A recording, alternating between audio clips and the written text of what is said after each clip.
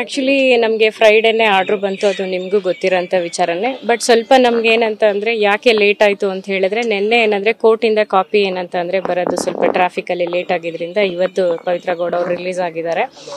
ಮತ್ತು ಇನ್ನು ಎಲ್ಲದಕ್ಕಿಂತ ಹೆಚ್ಚಾಗಿ ಏನಂತ ಅಂದರೆ ಜಡ್ಜ್ಮೆಂಟ್ ಬಂದು ಇದು ರಿಪೋರ್ಟಬಲ್ ಜಡ್ಜ್ಮೆಂಟು. ಸೊ ಆ ಒಂದು ಕಾರಣಕ್ಕೆ ನಮಗೆ ಜಡ್ಜ್ಮೆಂಟ್ ಕಾಪಿ ಕೊಡೋದು ಕೂಡ ಸ್ವಲ್ಪ ಡಿಲೇ ಆಯಿತು. ಅದರಿಂದ ಏನಂತ ಅಂದರೆ ಲೇಟಾಗಿ ಇವತ್ತು ರಿಲೀಸ್ ಆಗಿದ್ದಾರೆ ಸರ್.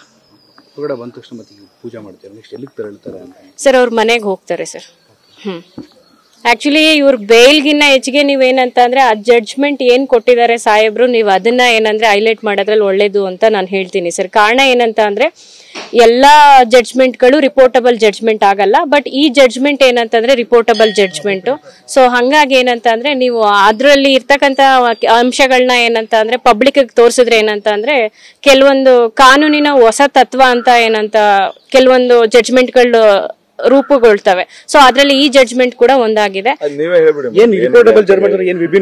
ಸರ್. ವಿಭಿನ್ನವಾಗಿ ಏನಿದೆ ಅಂತ ಹೇಳಿದ್ರೆ, ಈಗ ನಾವು ಫಾರ್ ಎಕ್ಸಾಂಪಲ್ ಏನಂತ ಅಂದ್ರೆ ಯಾವುದೇ ಒಂದು ಜಡ್ಜ್ಮೆಂಟ್ ಬರೆಯಕ್ಕಿಂತ ಮುಂಚೆ ಕೆಲವೊಂದು ರೆಫರೆನ್ಸ್ ಅಂತ ಮಾಡ್ತಾರೆ. ಈ ಒಂದು ಇನ್ಸಿಡೆಂಟ್, ಇದೇ ತರ ಇನ್ಸಿಡೆಂಟ್ ಗಳು ನಡೆದಾಗ ಯಾವ ಅಂಶಗಳನ್ನ ಪರಿಗಣಿಸಿ ಏನಂತ ಅಂದ್ರೆ ಜಡ್ಜ್ಮೆಂಟ್ ನೀಡಿದ್ರು ಅಂತ. ಸೊ ಅದೇ ತರ ಏನಂತಂದ್ರೆ ಈ ಒಂದು ಜಡ್ಜ್ಮೆಂಟ್ ನ ನಮ್ಮ ಭಾರತದಲ್ಲಿ ಯಾವುದೇ ಹೈಕೋರ್ಟ್ ಅಥವಾ ಏನಂತ ಅಂದ್ರೆ ನ್ಯಾಯಾಲಯಗಳು ಏನಿದಾವೆ, ಸೊ ಆ ಒಂದು ಈ ಒಂದು ಜಡ್ಜ್ಮೆಂಟ್ ನ ರೆಫರ್ ಮಾಡಿ ನೆಕ್ಸ್ಟ್ ಫ್ಯೂಚರ್ಗೆ ಏನಂತ ಅಂದ್ರೆ ಜಡ್ಜ್ಮೆಂಟ್ ಕೊಡ್ಬೋದು. ಆ ಒಂದು ಜಡ್ಜ್ಮೆಂಟ್ ನ ನಾವು ರಿಪೋರ್ಟಬಲ್ ಜಡ್ಜ್ಮೆಂಟ್ ಅಂತ ಹೇಳ್ತೀವಿ ಸರ್. ಹೌದು ಹೌದು ಹೌದು. ಪ್ರಮುಖವಾಗಿ ಏನ್ ಗ್ರೌಂಡ್ಸ್ ಆಧರಿಸಿ ಜಡ್ಜ್ಮೆಂಟ್ ಕೊಡೋದಿದೆ, ಅದು ರಿಮಾರ್ಕಬಲ್ ಆಗುತ್ತಾ ಅಥವಾ ಏನು ಸರ್? ಆ ತರ ಪ್ರಮುಖವಾಗಿ ಅನ್ನೋದಕ್ಕಿಂತ ಹೆಚ್ಚಾಗಿ ಏನ ಸರ್, ಈಗ ನಿಮ್ಗೆ ನ್ಯಾಯಾಲಯದ ಏನಂತಂದ್ರೆ ಪ್ರಿನ್ಸಿಪಲ್ ನಿಮ್ಗೂ ಗೊತ್ತು ಏನಂತ ಅಂದ್ರೆ jail is A rule, bale is A ಇದು ಅಂತ ಹೇಳಿ.